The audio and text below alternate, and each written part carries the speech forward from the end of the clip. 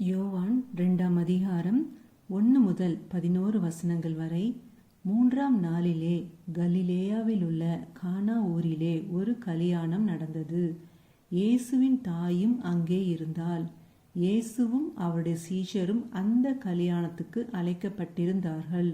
திராட்சரசம் குறைவுபட்ட போது இயேசுவின் தாய் அவரை நோக்கி, அவர்களுக்கு திராட்சரசம் இல்லை என்றாள். அதற்கு இயேசு, ஸ்திரீயே, எனக்கும் உனக்கும் என்ன? என் வேலை இன்னும் வரவில்லை என்றார். அவருடைய தாய் வேலைக்காரரை நோக்கி, அவர் உங்களுக்கு என்ன சொல்லுகிறாரோ அதின்படி செய்யுங்கள் என்றாள். யூதர்கள் தங்களை சுத்திகரிக்கும் முறைமையின்படியே ஒவ்வொன்று 2-3 குடம் தண்ணீர் கொள்ளத்தக்க 6 கற்சாடிகள் அங்கே வைத்திருந்தது. இயேசு வேலைக்காரரை நோக்கி, ஜாடிகளிலே தண்ணீர் நிரப்புங்கள் என்றார். அவர்கள் அவைகளை நிறைய நிரப்பினார்கள்.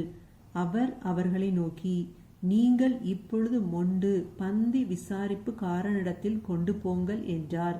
அவர்கள் கொண்டு போனார்கள்.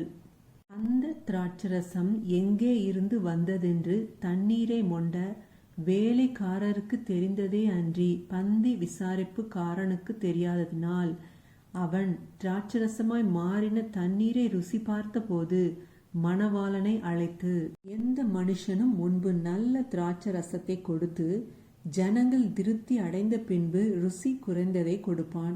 நீரோ நல்ல ரசத்தை இதுவரைக்கும் வைத்திருந்தீரே என்றான். இவ்விதமாக இயேசு இந்த முதலாம் அற்புதத்தை கலிலேயாவில் உள்ள கானா ஊரிலே செய்து தம்முடைய மகிமையை வெளிப்படுத்தினார். அவருடைய சீஷர்கள் அவரிடத்தில் விசுவாசம் வைத்தார்கள். ஆமேன். ஹல்லேலூயா.